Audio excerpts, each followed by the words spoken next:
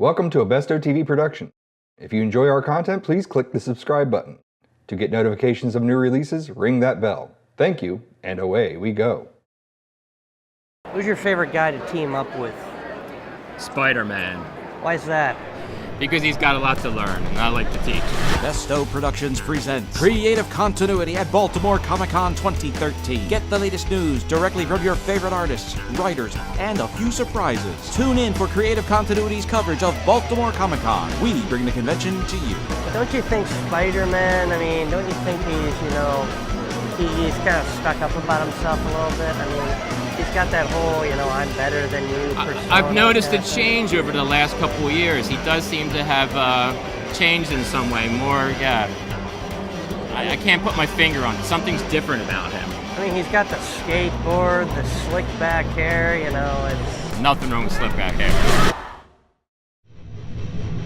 We're here at Baltimore Comic-Con 2013 with Mr. Herb Trimpe. How'd you get started in comics? In comics? I was always interested in drawing. I was primarily a cartoonist. I love the more cartoon style strips in the newspapers. And my interest in comics was only insofar as I could read somebody else's. I didn't buy a whole lot. I was just into Disney more probably than anything. I had a couple of cousins that had very large collections that they bought, and I became interested in more of the serious, realistic, more or less. Superman was the iconic superhero. There was a character called Plastic Man that I was crazy about. I thought that was just the most inventive thing. But when I got into high school level, I had a friend that bought EC. He bought Mad when it was a 10-cent issue, and it was published by EC. And EC put out a series of horror, war, romance, westerns, all kinds of psychological drama stuff that was not only brutal but gory as well. It was just, blood and guts and stuff. But the stories were great. They'd put 3 or 4 stories in one book. Stories were 6 or 8 pages long, and that's how I conceived a comic book. Through that interest, through that experience with both comics and comic strips, I guess I had it set in my mind at some point that it was more or less preordained I would go to art school, and I wanted to go into, take drawing classes and do things that had to do with a cartoon type illustration, basically. Well, prior to Marvel, I worked for when I was younger.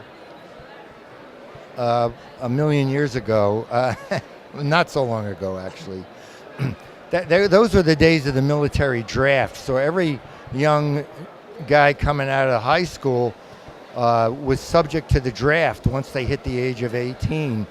And so we knew that responsibility was going to have to be taken care of no matter what. And then it was also at the beginning of the Vietnam War era. I kept an eye on that. You always had one eye out on that. It was really a pain. And I was offered, when I got out of School of Visual Arts in New York City, which is where I was going, it was a 3-year school at the time, the cartooning instructor there, the only one at that point, asked me if I wanted to work for him.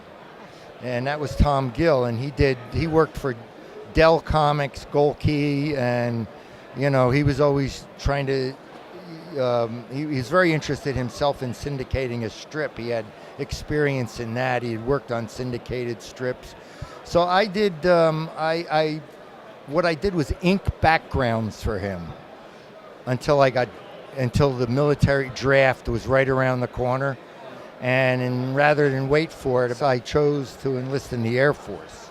So I was in the Air Force for 4 years, and on separating from the Air Force, that's when I went up to Marvel and had a friend who worked there and took some samples up and got some inking work, and the rest is history, as they say. I think the run on the Hulk was the most fun, probably. It was, this was in the days still before comics were important, if you know what I mean. You still couldn't bring one to school. It was just not done. It was considered, it wasn't even considered poor literature. It was just considered less than clean. Comics. I mean, it was amazing. And since then, I've get a lot of the comics I was getting when I was working at Marvel, the freebies every month. I've given them since then to show you how things change. I gave a lot of these comics to like educators, like school teachers and so on. They were using them for remedial reading because the kids would read that kind of stuff when they wouldn't read other kinds of things. So the thing really came around to being accepted at the social level. I've done a lot of drawing, but I've always been interested more in the storytelling aspect of it. And when I first worked at Marvel, I wasn't in the same league as Romita or Buscema or Jack Kirby. Now, speaking of language, Jack Kirby had created probably the most dynamic and interesting language for telling a story in pictures that had been done to that up to that time, and I wasn't really nearly as good as any of those guys. But Stan, since the way he worked was, he realized or he understood or promoted the idea that the comic is basically drawings. It's basically a visual medium, and the stories and in which the captions and the word balloons add to, they enhance the story, without repeating the story. And him being a writer, that took a lot of courage. But Stan's idea was that the person who should tell the story is the artist. And so that's what he hired. I was a very good storyteller. I wasn't that great an artist, but I was a very good storyteller. And so after a few months of doing basic stuff like some inking in the production department, I was drawing the Hulk. It went that quick, and I had to learn to get better. I never did quite get as good as some of those guys, but I did have a sort of distinctive style that has a nostalgic appeal. To my amazement, has a nostalgic appeal now.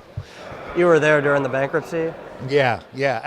Actually, they began to lay people off, and then I had trouble getting work for a couple of years, I'd say, before they went bankrupt, because of the turnover of artists and the new guys coming in, and a lot of the editors had their favorite people, and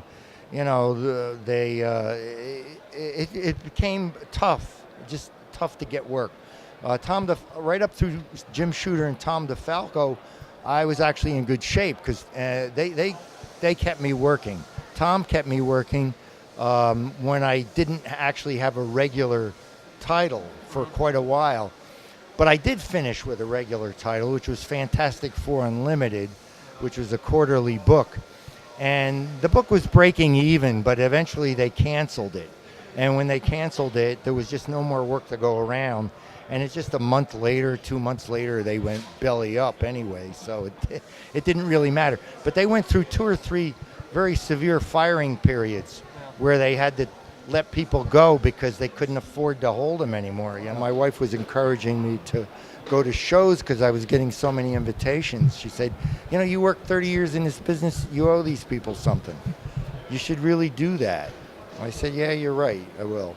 Like I say, there's a very solid, not the largest, but certainly one of the most solid fan bases from that period that are always very, very encouraging, which is kind of the payback from working deadlines for years, not paying any attention to who's reading the books or, anything. I didn't read them myself. I mean, why would I read something that I drew? It's no point in it. Appreciate the artwork. Yeah. So the frosting on the cake has been getting,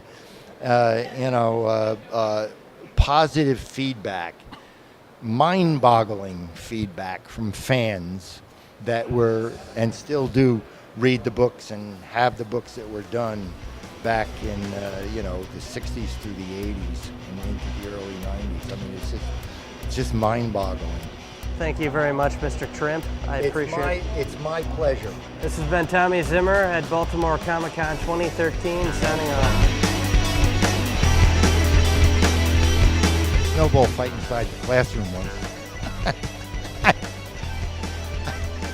I mean, we had one outside the classroom once, too.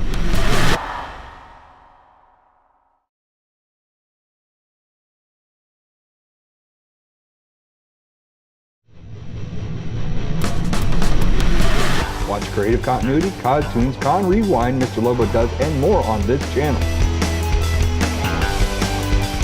Creative Continuity. We bring the convention to you.